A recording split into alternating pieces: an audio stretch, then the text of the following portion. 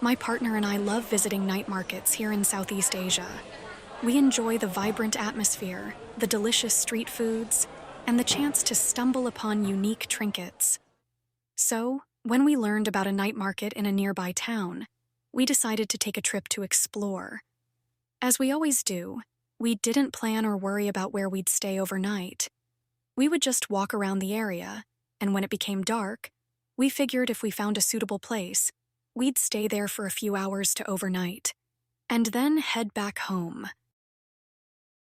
As we arrived in the town, the vibrant energy of the night market immediately captured our attention.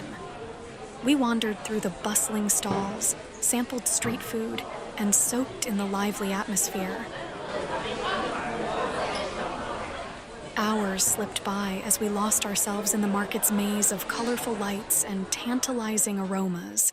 Before we knew it, the night had deepened, and we faced the same issue we always did: finding a place to stay.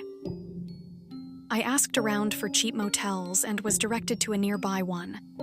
The motel was a 2-story building that looked quite run down from the outside. Despite its condition, since we only needed a place to rest for a few hours, we decided to give it a try and checked in. The staff at the counter greeted us with a warm but somewhat weary smile. They informed me that a room was available at a very low rate. After paying for the room, we were given a bottle of water, 2 glasses, and a room key. We were directed to our room on the 2nd floor. When we reached the 2nd floor, we were greeted by a long, narrow hallway, lined with nearly 20 doors facing each other.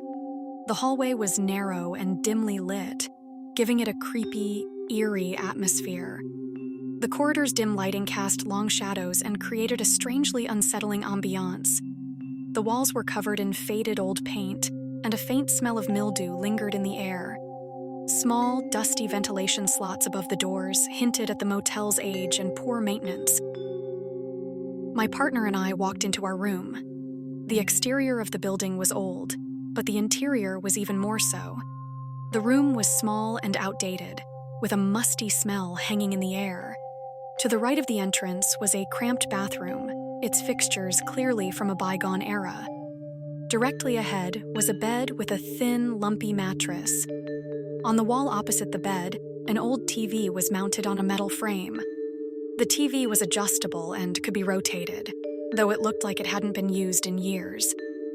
Beneath the TV, a simple wardrobe and a dressing table completed the sparse furnishings. Seeing the condition of the room made me feel anxious. I questioned whether we should stay there given the room's disheveled appearance. However, my partner, exhausted from walking all day at the day's events, reassured me that it was only for a short time and urged me not to worry. He didn't even bother to shower or turn on the TV, just collapsed onto the bed. I, reluctantly, agreed as I was tired and collapsed onto the bed as well. After some time, I was startled by a loud knock at the door.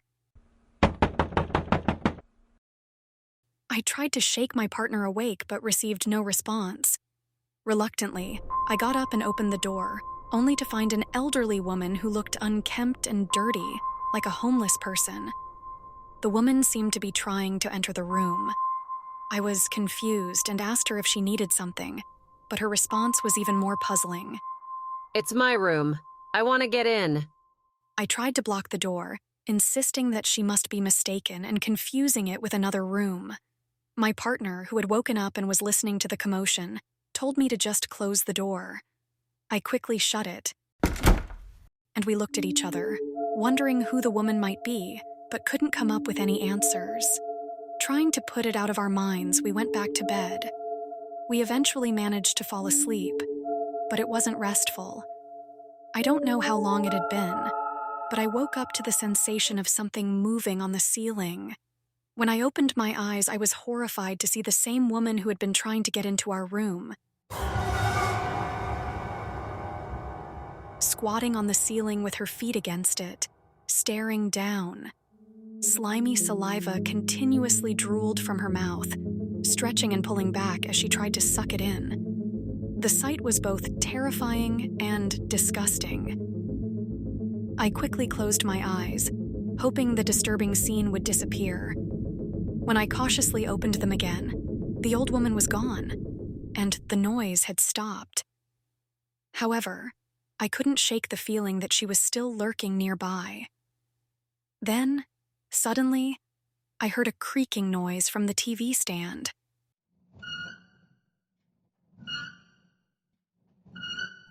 I looked around again and saw the old woman on the metal frame, moving around and making loud creaking noises. Desperate to leave the room, I tried to wake my partner, but he, still groggy and unconvinced, dismissed my concerns as nothing serious.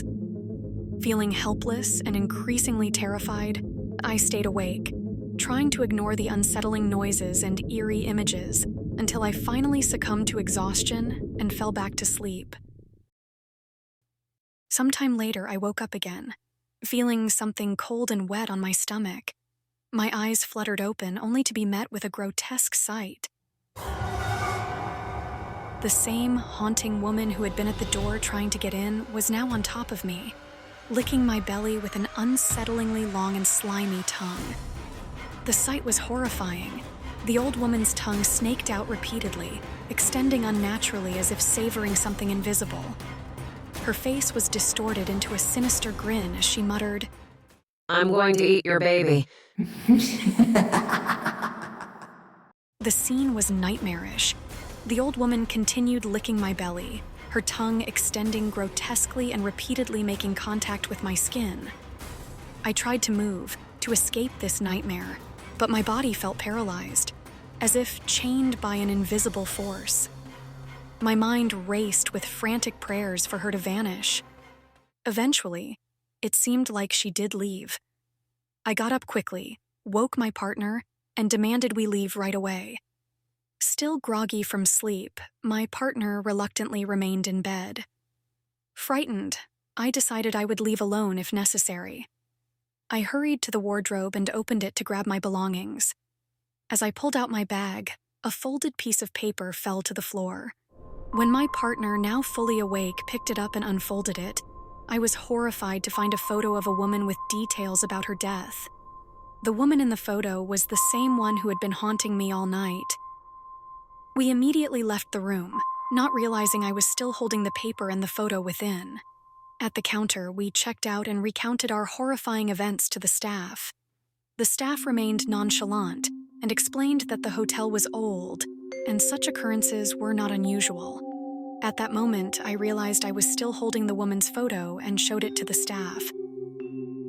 When they saw the photograph, they revealed that the woman was the former owner of the room where my partner and I had just stayed. The former owner was a longtime housekeeper who had passed away some years ago.